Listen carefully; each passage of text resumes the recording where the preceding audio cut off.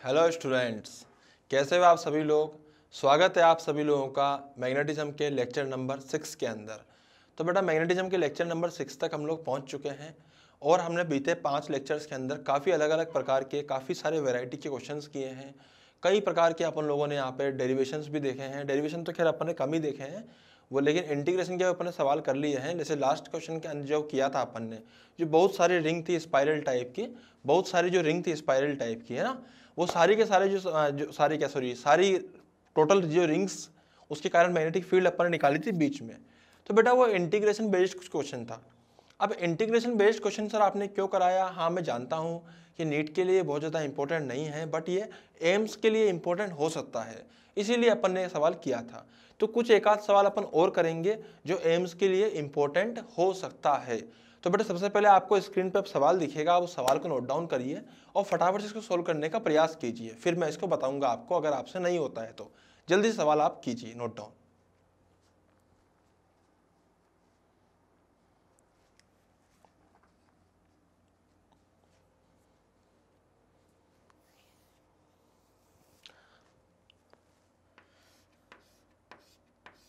हाँ जी बेटा, अब ध्यान सुनिए। सवाल के अंदर जो समझाया गया है आपको, ये समझाया गया है कि एक शीट है, एक पतली शीट है। क्या है? पतली शीट, एक बहुत ही पतली सी शीट है।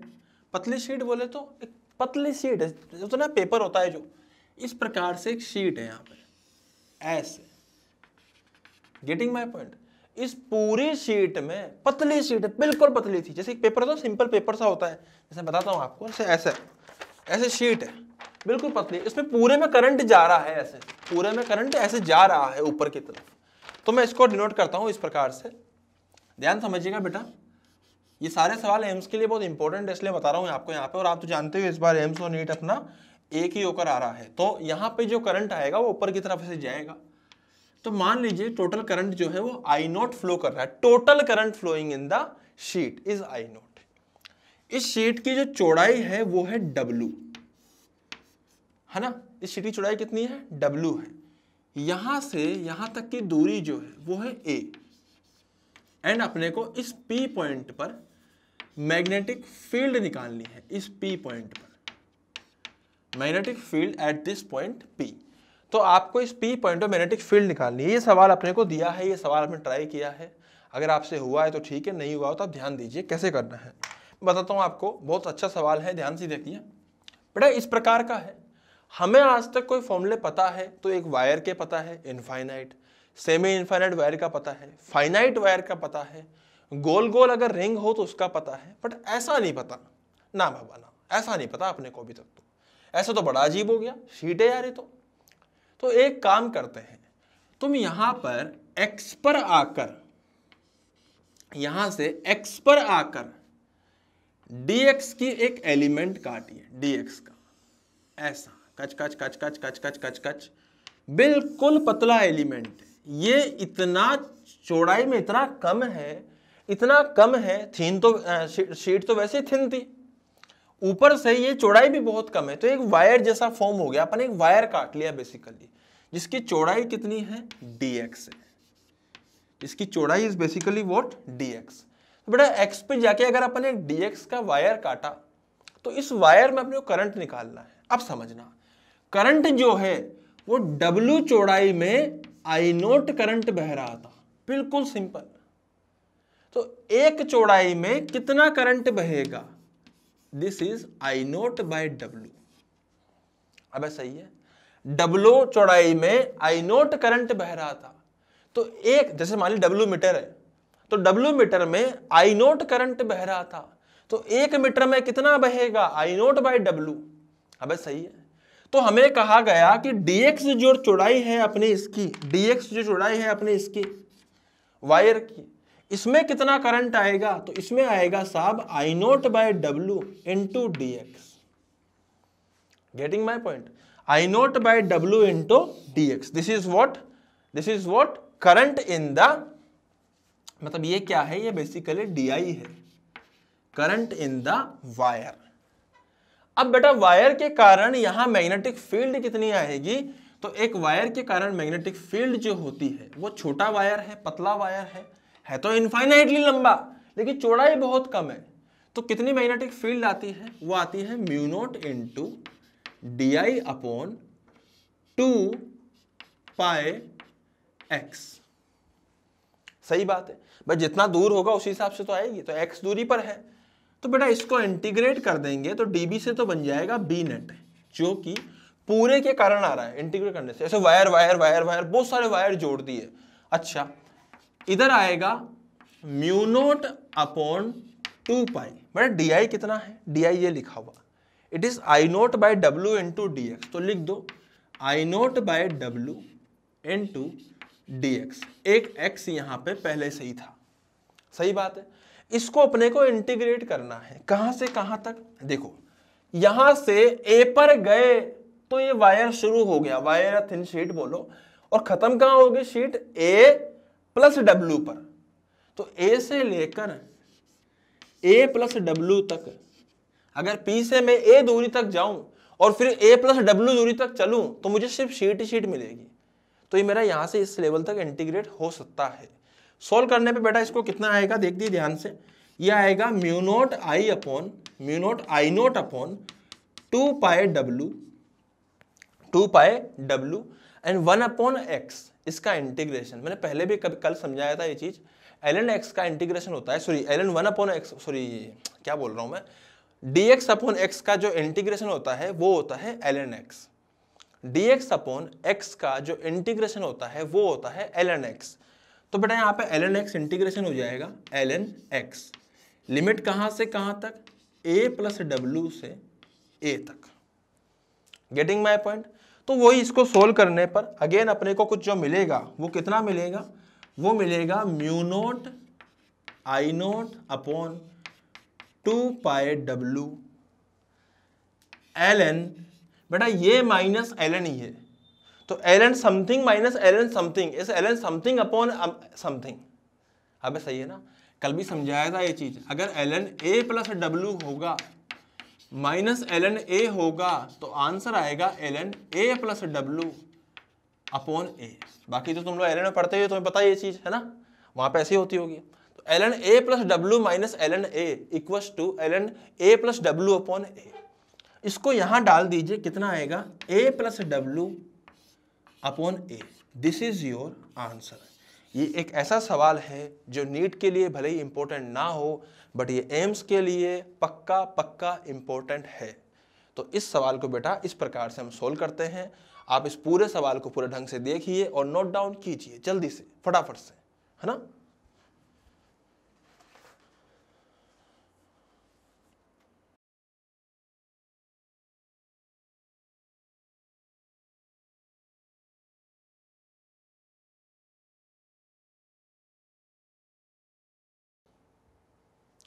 हाँ जी बेटा, तो अगेन आपको एक सवाल दिखेगा स्क्रीन के ऊपर, फटाफट से सवाल को नोट डाउन कर लीजिए बेटा, जल्दी से पूरा सवाल लिखिए।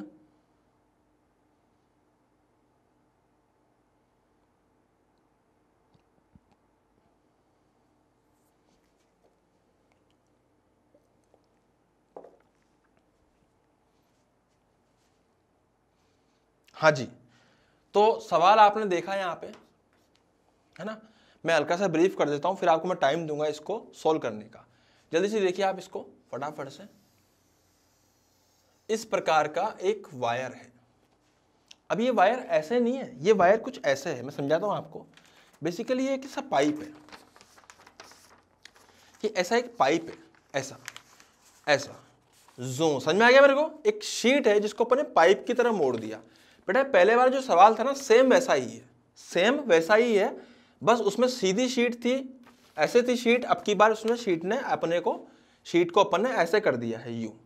Getting my point? ऐसे गोल गोल है, वही इनफाइनाइट लंबी, ऐसे भी और ऐसे भी। इस पूरी शीट की वजह से, इस पूरी शीट में करंट फ्लो कर रहा था आई, ऐसे पूरे में बिखरा हुआ था करंट। हमें बताना है कि सेंटर पर मैग्नेटिक फील्ड कितनी होगी। तो बेसिकली इसमें देखा जाए तो ऐसे हम कह सकते हैं कि ऐसे करंट बहा, ऐसे करंट बहा, तो करंट कुछ ऐसे अंदर की तरफ जा रहा होगा।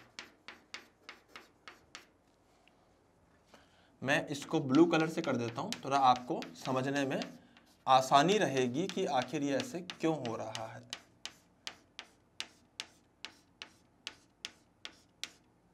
और ये जो करंट था इसकी वैल्यू थी आई, पूरे में आई करंट बहा है। रेडियस वही आज भी, रेडियस आज भी इसका आर है, कल भी आर था, परसों भी आर रहेगा बेचारे का। बताना है मैग्नेटिक फील्ड कितनी आएगी, जल्दी से बताइए बेटा, मैग्नेटिक फील्ड कितनी आएगी और किधर आएगी, जल्दी से।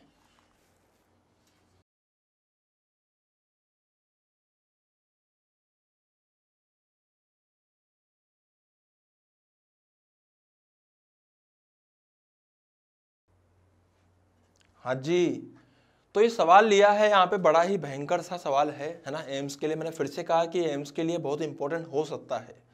तो इस सवाल को थोड़ा सा अपन ढंग से समझते हैं ना, अलग से बनाते हैं डायग्राम और ढंग से समझने का इसको प्रयास करते हैं। आइए देखिए, तो बेटा इस प्रकार से मैंने डायग्राम बनाया है यहाँ पे, देखिए ध्यान से, इस प्रकार से मैंने डायग्राम बनाया है, आर लिया है, ठीक है।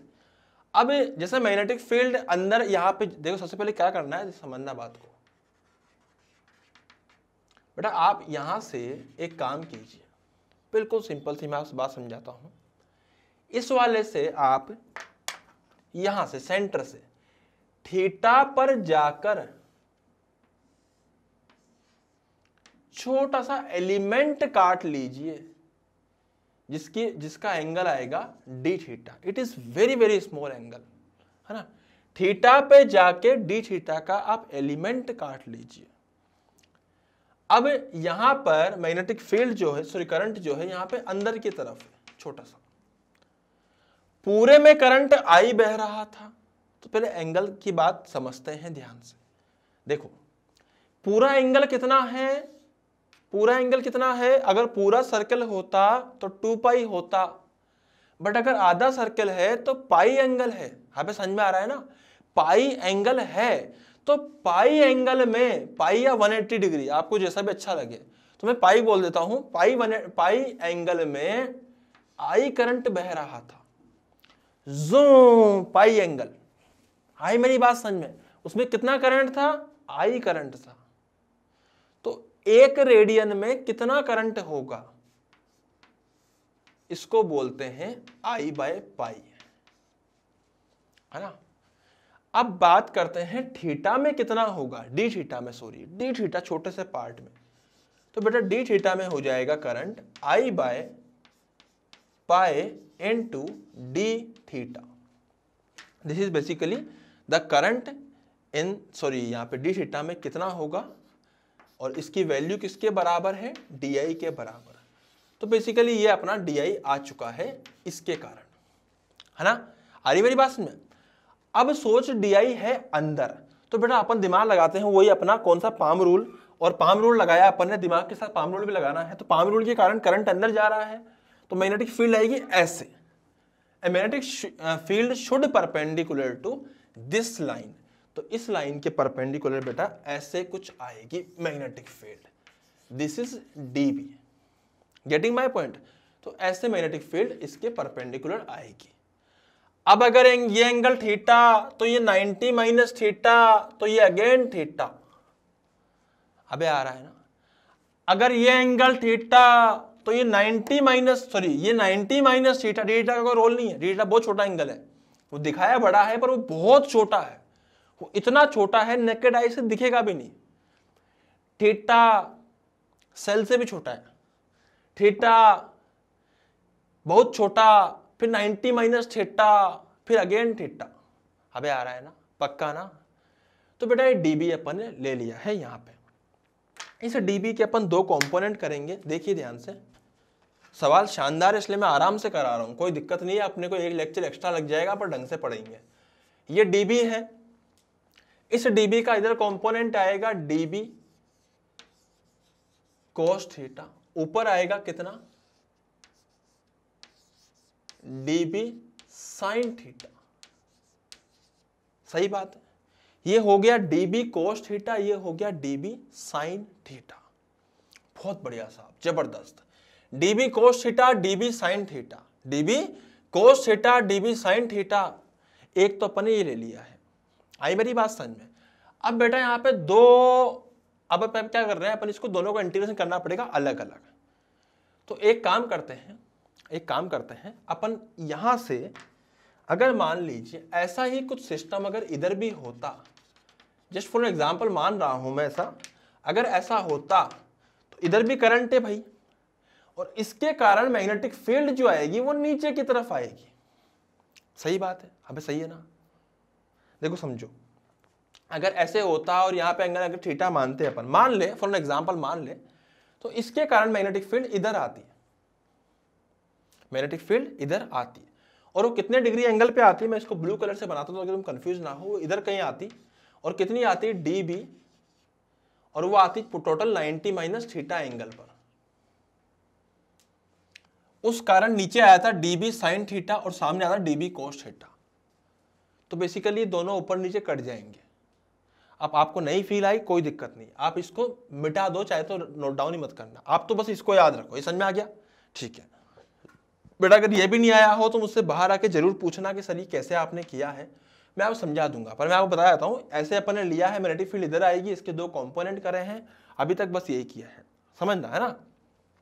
अब इसका नाम मैं रख लेता हूं B2, इसका नाम मैं रख लेता हूं B1, इसको इंटीग्रेट करने पर। तो बेटा अगर मैं B1 निकालूंगा तो B1 आएगा dB साइन थीटा, उसका इंटीग्रेशन। आई मेरी बात समझ में? सिमिलरली अगर मुझे B2 निकालना होगा, मैं यहां लिख देता हूं B2, तो बेटा B2 आएगा dB कोस थीटा, उसका इंटीग्रेशन। आ रही मेरी बात समझ में? अब सबसे पहले बात यह है कि dB कितना है, तो dB निकाल। dB क्या है? एक वायर है, एक इनफाइनाइट वायर है, डी थीटा उसका, उसमें करंट di है, दूरी r है।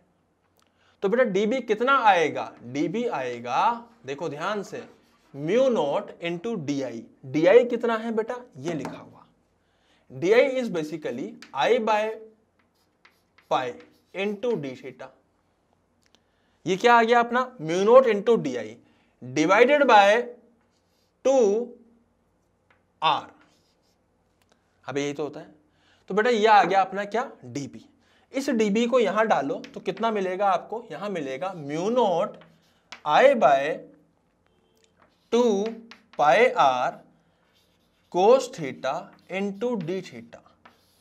इंटीग्रेट दिस फ्रॉम, देखो यहां पे था 0, यहां से आगे जाएंगे तो 90 डिग्री कवर करेगा, लेकिन 0 से शुरू नहीं करना, वो पीछे भी तो था, तो माइनस 90 डिग्री से प्लस 90 डिग्री तक इंटीग्रेट करना पड़ेगा। तो बेटा इंटीग्रेट जब इसको करेंगे अपन आगे तक तो कितना आएगा रिजल्ट? ध्यान से देखिए, तो बेसिकली आएगा कोस थीटा। अब कोस का कितना आएगा? आप ध्यान से देखिए, कोस का इंटीग्रेशन होता है साइन थीटा। तो मैं लिख सकता हूं यहां पे कितना? Mu naught I upon 2 pi R sine 90 minus sine of minus 90। What is sine 90? 1 minus what is this? Minus 1। तो बेटा माइनस माइनस प्लस 1 प्लस 1 2। तो ये बन जाएगा बेसिकली क्या? Mu naught I upon 2 pi R into 2। 2 से 2 cancel हो जाएगा, रिजल्ट बचेगा mu naught I upon pi R। अब एक मिनट मेरे को चेक कर लेने दीजिए कहाँ पे क्या क्या मिस्टेक की संभावना तो नहीं है। तो अपन ने क्या करा? dB निकाला। dB की जो वैल्यू आएगी वो आएगी कितनी? dB एक वायर के कारण है, तो बेटा यहाँ पे एक मिस्टेक अपन ने करी है, वायर के कारण mu naught I upon 2 pi R होता है, उस सर्कल के कारण होता है mu naught I upon 2R।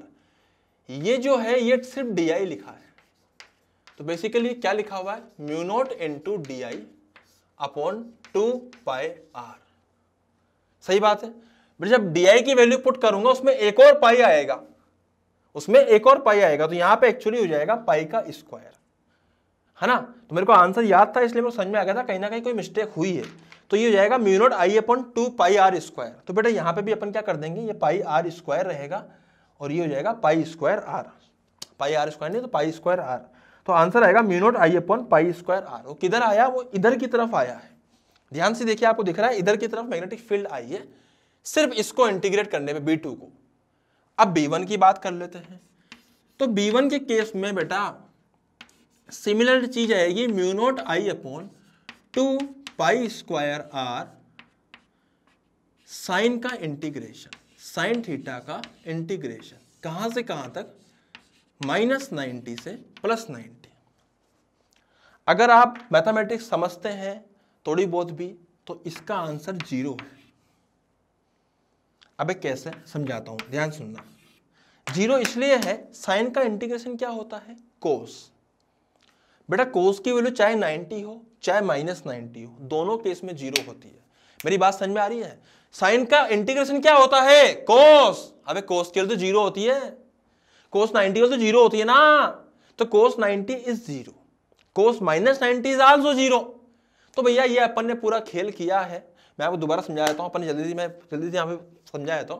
पूरा वायर था, सब में करंट अंदर जा रहा था, है ना। इस प्रकार से पाइप टाइप का बना हुआ था सिस्टम, सब में करंट अंदर जा रहा था। अपन थीटा पे जाके डी थीटा का एलिमेंट काटा है, उससे डी निकाला।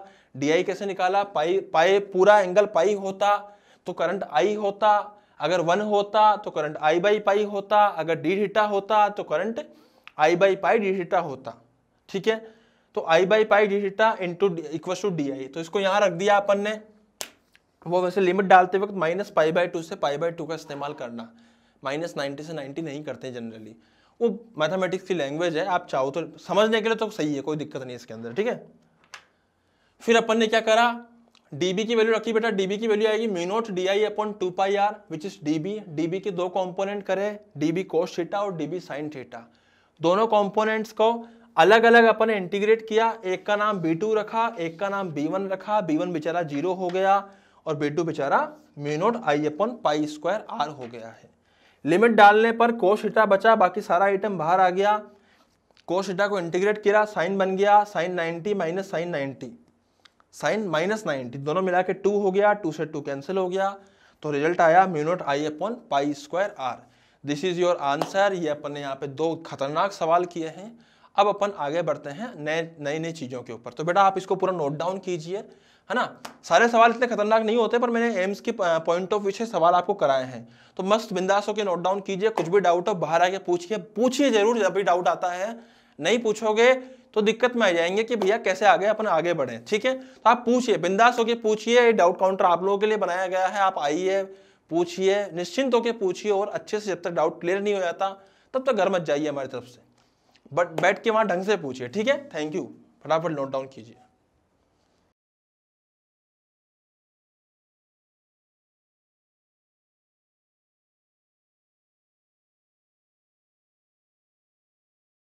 हाँ बेटा, तो अब तक अपन लोगों ने काफ़ी सारे यहाँ पे सवाल किए हैं पिछले 4-5 लेक्चर के अंदर। मतलब टोटल अपने जो 5 लेक्चर्स हो चुके हैं और आज का जो आधा लेक्चर हुआ है, इसमें हम लोगों ने विभिन्न प्रकार के सवाल किए हैं। और उसमें अधिकतर जो सवाल थे वो finite wire, infinite wire, semi infinite wire, circle और सर्कल के कॉन्सेप्ट या फिर इंटीग्रेशन से ही मिलके बने हैं। ठीक है, तो अब बेटा अपन इस चैप्टर में आगे बढ़ते हैं। आगे बढ़ने के लिए हम लोग कुछ नए टाइप के टॉपिक्स का इस्तेमाल करेंगे। इस्तेमाल क्या करेंगे, वो सीखेंगे। तो सबसे पहले मैं आपको एक थ्योरेटिकल टॉपिक समझाता हूं, उसका नाम है हेल्म-हॉज कॉइल। हेल्म-हॉज कॉइल, तो मैं लिख देता हूं यहाँ पे, बड़े खतरनाक सा नाम है। इस प्रकार की कॉइल है। सबसे पहले तो आप डायग्राम में देखिए, आपको कॉइल दिखाई देगी। जो ये कॉइल आपको डायग्राम में दिखाई दे रही है, एक्चुअली इसका इस्तेमाल क्या होता है, पूरा थ्योरेटिकल पोर्शन है बेटा, है ना। तो इसको आप नोट डाउन भी चाहे तो कर लीजिएगा। तो आप देखिए यहाँ पे डायग्राम में सबसे पहले तो कॉइल को देखिए। ये कॉइल क्यों काम आती है, दो कॉइल्स अपन पास में लेते हैं, है ना। दोनों कॉइल्स को इस तरह पास में लेने से, आपको डायग्राम में समझा देता हूँ। कॉइल्स को पास में लेने से क्या होता है, जैसे इसमें मैग्नेटिक फील्ड, इससे ऐसे करंट लिया अपन ने। अब पहले वाली जो इधर वाली है उससे अपन ने ऐसे करंट लिया, तो ऐसे मैग्नेटिक फील्ड इधर जाएगी, दिख रही है आपको। इसी प्रकार से अगली वाली जो है उसकी मैग्नेटिक फील्ड भी ऐसे, तो इससे मैग्नेटिक फील्ड निकल के इसमें से पास करेगी। तो बेसिकली जो दो कॉइल्स है और काफी पास में है। इस शॉर्ट रेंज के अंदर हम लोगों को जो मैग्नेटिक फील्ड मिल रही है वो एक प्रकार की यूनिफॉर्म मैग्नेटिक फील्ड मिल रही है। दो कॉइल है यहाँ पे, इसका नाम क्या रखा गया, हेल्म-हॉज कॉइल, है ना। तो ये दोनों जो कॉइल है बेटा, इन दोनों के कारण जो पास बीच का एरिया है वहां हमें एक यूनिफॉर्म मैग्नेटिक फील्ड दिखाई देती है।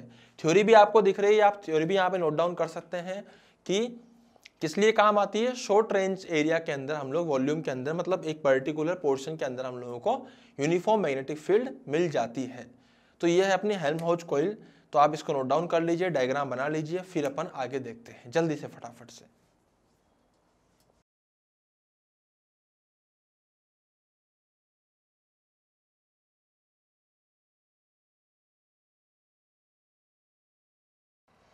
हाँ बेटा, अब जो अपन इसमें आगे बढ़ेंगे वो है अपना सोलेनोइड के बारे में बात करेंगे। तो सोलेनोइड क्या होता है, वो भी कुछ इस प्रकार का ही सिस्टम है। तो सबसे पहले अपन देखते हैं सोलेनोइड के बारे में जरा सी जानकारी। सोलेनोइड एक्चुअली क्या होता है, डायग्राम में आपको दिख रहा है सोलेनोइड किस प्रकार का आएगा। एक अंदर कॉइल होती है सॉफ्ट आयरन की, उसकी चारों ओर यहाँ पे वायर लिपटा रहता है, चारों ओर वायर लिपटा रहता है। तो बेसिकली मैं यहाँ पे डायग्राम भी बना देता हूँ, डायग्राम कहीं ना कहीं इसका काम आ जाता है, इसलिए मैं डायग्राम बना रहा हूँ। देखिए ध्यान से बेटा, इस प्रकार से अपन यहाँ पे डायग्राम बनाएंगे सोलेनोइड का। Getting my point? इस पे हम लोगों ने एक वायर लपेटा, तो जो वायर लपेटा वो इस प्रकार का लपेटा। मैं करंट की डायरेक्शन के लिए ऐसे बना रहा हूँ, इसको इस प्रकार से ले रहा हूँ मैं। ऐसे अपन ने वायर इस प्रकार से लिया है और इसको ऐसे ऐसे ऐसे अपन ने किया है। फिर अपन इसको ऐसे लेंगे,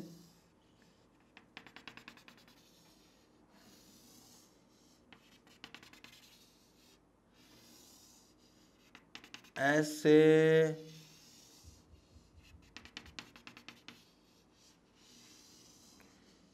ऐसे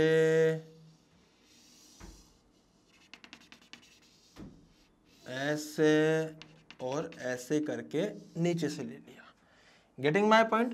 तो इस प्रकार से करंट इसमें ऊपर गया है और इस प्रकार से करंट इसमें से नीचे आया है।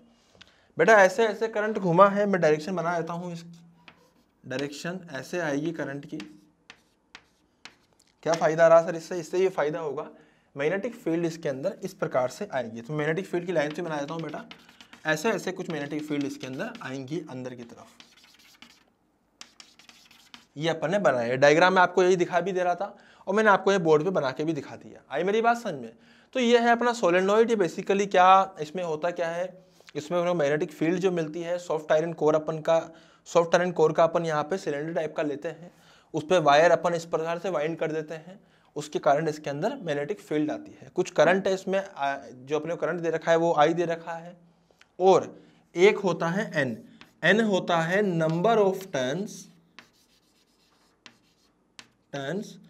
Per unit length. एक किसी पर यूनिट लेंथ के अंदर कितना टर्न्स होंगे, n is number of turns per unit length. तो हम लोगों को ये n गिवन होता है, ये i गिवन है।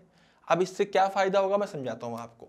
एक्चुअली क्या है ना, ये जो अपने को n और i वगैरह दे रखा है, इससे अपन यहाँ पे अंदर मैग्नेटिक फील्ड निकालना सीखेंगे।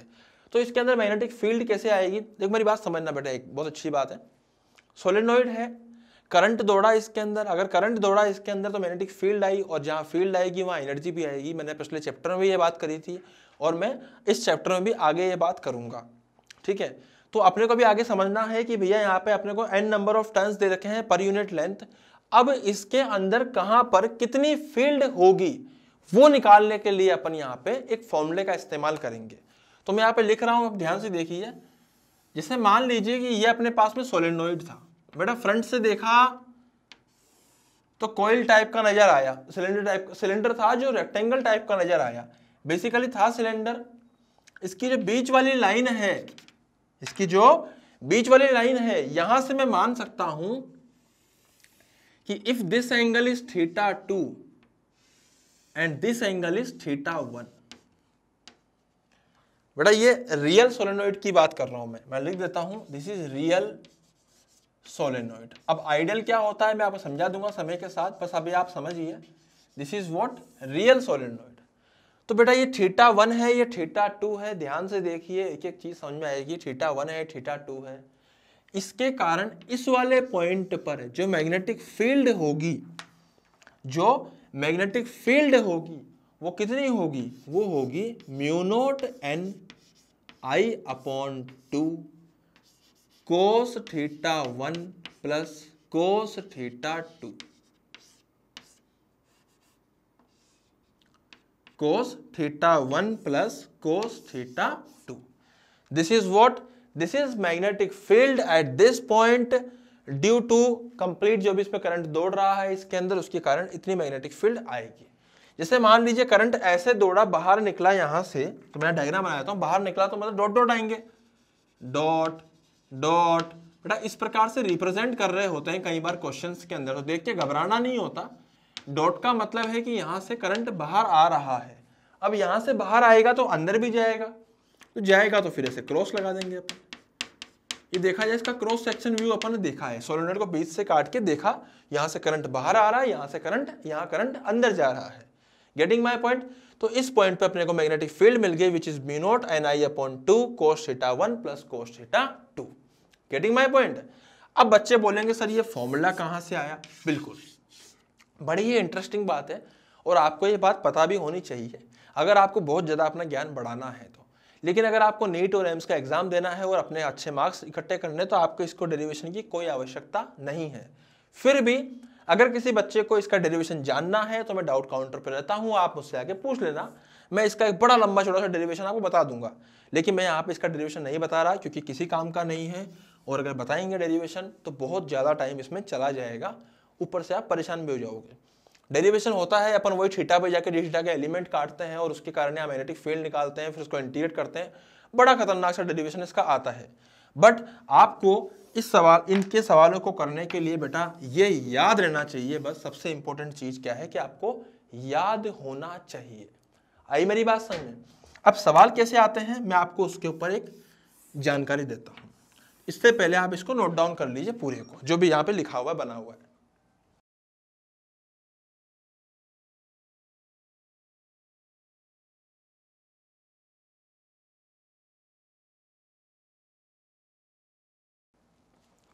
हाँ जी, तो बेटा सवाल देखिए, सवाल बहुत ही प्यारा है, मैं आपको सिंपल सा सवाल देता हूँ। जैसे मान लीजिए कि ये सोलेनोइड है और यहाँ पे अपने को बात करी गई है कि भैया इस लाइन पर, इस पॉइंट पर this angle is 37 degree, this angle is 37 degree, और हमसे बोला गया कि भैया this angle is 53 degree. Getting my point? This angle is 37, this angle is 53। तो पूछा गया है बताइए यहां मैग्नेटिक फील्ड कितनी होगी अगर n is number of turns per unit length, n जो है वो गिवन है और करंट I भी गिवन है, तो बताइए मैग्नेटिक फील्ड कितनी होगी। तो सब बच्चों को इसका आंसर पता है, सीधा सीधा फॉर्मूला लिखा है बेटा, सीधा आंसर निकालना है। कितनी आएगी? Mu naught NI divided by 2। सीधा सीधा थीटा 1 कितना है? 53 डिग्री। थीटा 2 कितना है? 37 डिग्री। लगाओ और आंसर निकालो। तो कितना आएगा? यहाँ पे देखो, ध्यान से देखो, 53 और 37 डिग्री। मस्त शानदार, लिखो यहाँ पे फटाफट से। कितना आएगा? Cos of 53 degree plus cos of 37 degree. बेटा what is cos of 53 degree? 3/5। What is cos of 37 degree? 4/5। तो ये हो जाएगा basically 3/5 plus 4/5 mu naught NI divided by 2। तो ये हो गया आपका magnetic field at this point due to this complete solenoid. Two angles नहीं, due to this complete solenoid. वो इस पॉइंट पर है तो अपन एंगल से डिफाइन करते हैं, एंगल से अपन इस प्रकार से निकाल सकते हैं। आई मेरी बात समझ में? बेटा ये फिर से मैं बोलूंगा, ये रियल सोलेनोइड का केस है, आइडियल का भी अपन आगे पढ़ेंगे, लेकिन आपको रियल का समझ में आना चाहिए। तो आइए मैं आपको यहाँ पे एक और सवाल लेता हूँ इसी के ऊपर। देखिए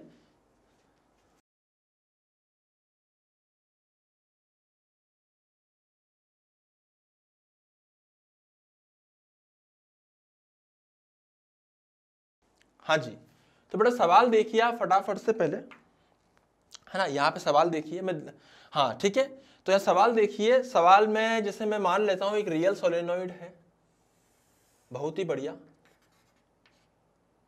एक इस प्रकार का सोलेनोइड है, बहुत ही बढ़िया, है ना, शानदार सा सोलेनोइड है बेटा। इस वाले पॉइंट पर ये जो दूरी है सोलेनोइड की, ये टोटल दूरी जो है, ऐसा मान लीजिए आप कि अराउंड ये दे रखी थी आपको √3L, ये गिवन थी इसमें क्वेश्चन में। और ये जो लाइन थी सेंटर लाइन, यहां से ये जो दूरी थी ये थी L ऊपर तक की, ठीक है। बेसिकली इसका रेडियस जो था वो L था, ये हो जाएगा √3L। आपसे इस वाले पॉइंट पर जो एक्सट्रीम पॉइंट है, यहां मैग्नेटिक फील्ड पूछी है। तो यहां मैग्नेटिक फील्ड निकालने के लिए, यहां पर मैग्नेटिक फील्ड निकालने के लिए अब हमें दिमाग लगाना पड़ेगा। तो बेटा मैग्नेटिक फील्ड निकालने के लिए दो एंगल अगेन आएंगे, θ1 और θ2। θ1 तो इस वाले पॉइंट का एंगल होता है, देखिए इस वाले पॉइंट का, which is 0, which is not 0 sorry, which is 90, क्योंकि वो हॉरिजॉन्टल से 90 हो जाएगा, जो 90। लेकिन ये वाला एंगल कितना हो जाएगा, दिस इज थीटा। बेटा थीटा जो हो जाएगा, या θ2 बोल दे इसको, θ2, θ1 कितना हो गया, 90 हो गया, तो θ1 लिख देता हूं मैं यहाँ पे, इट इज 90 डिग्री। बट θ2 जो हो जाएगा उसको निकालने के लिए मैंने लिखा tan θ2 is equal to perpendicular upon base. Perpendicular is L and base is √3L। L से L कैंसिल आउट हो जाएगा, तो यहां से जो θ2 की वैल्यू आएगी ये आएगी 30 डिग्री। आ रही है मेरी बात समझ में, कितनी आएगी, 30 डिग्री। तो 30 डिग्री यहां से आ चुका है θ2। θ1 ऑलरेडी हमको पता था 90 है, तो भैया B कितना आएगा, B आएगा μ0 Ni divided by 2 cos of θ1 plus cos of θ2। बेटा यहां से वैल्यू पुट करेंगे एंड हमें आसानी से आंसर मिल जाएगा। तो मैं वैल्यू पुट कर देता हूं, देखो cos 90 वो तो 0 हो जाएगा, तो cos 30 बचेगा, विच इज √3/2। तो लिख देता हूं मैं यहाँ पे μ0 Ni divided by 2 into √3/2। This is what? This is magnetic field at this point due to complete solenoid. Getting my point? तो ये आप यहाँ पे लिख सकते हैं। अबे आ रहा है ना समझ में, पक्का ना? तो बेटा ये यहाँ पे मैंने क्वेश्चन आपको कराया है, आप इसको नोट डाउन कर लीजिए, फिर अपन आगे देखते हैं। जल्दी से नोट डाउन कीजिए।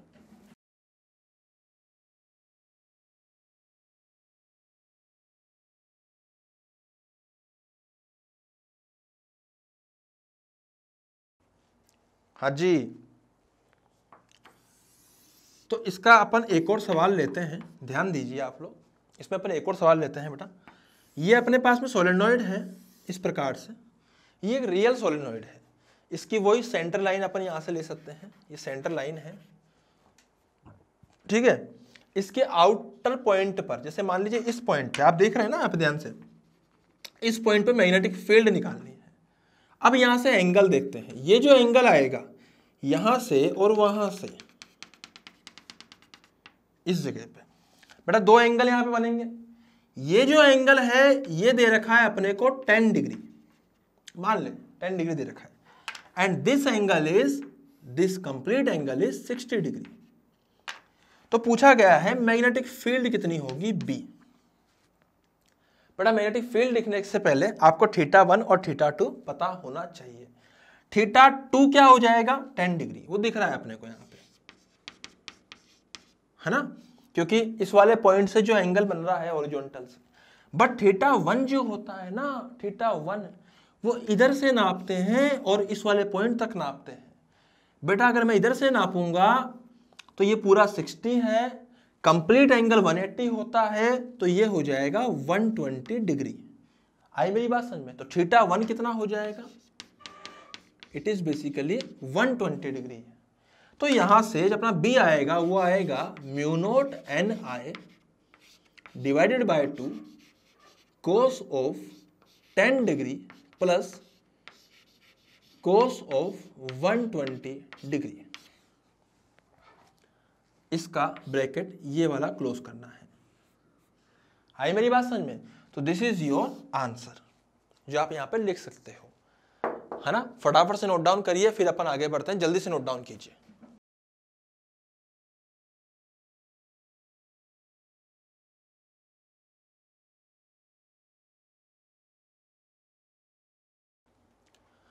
हाँ जी बेटा, तो बाहर भी अपन ने मैग्नेटिक फील्ड निकालना सीख लिया। एक दो क्वेश्चन और कर लेते हैं इसके प्रैक्टिस के लिए। और ये अपन रियल सोलेनोइड ही पढ़ा है आज, अपन नेक्स्ट क्लास के अंदर आइडियल सोलेनोइड भी पढ़ेंगे। तो आप पहले से कुछ क्वेश्चन कीजिए बेटा। यहाँ पे मैं आपको एक धमाकेदार सवाल कराता हूँ ना। ऐसे अपना सोलेनोइड है इस प्रकार का, ठीक है। इसमें यहां पर दिस इज अ पॉइंट, यहां पे अपने को मैग्नेटिक फील्ड निकालनी है बेटा। ये जो एंगल आएंगे ना यहां से यहां तक के दोनों एंगल, मैं दोनों एंगल नोट डाउन कर रहा हूं यहां पे। ये वाला जो एंगल आएगा ये आएगा 30 degree and this angle is 60 degree. तो बताना है आपको मैग्नेटिक फील्ड यहां पर कितनी होगी, जल्दी से बताइए, फास्ट।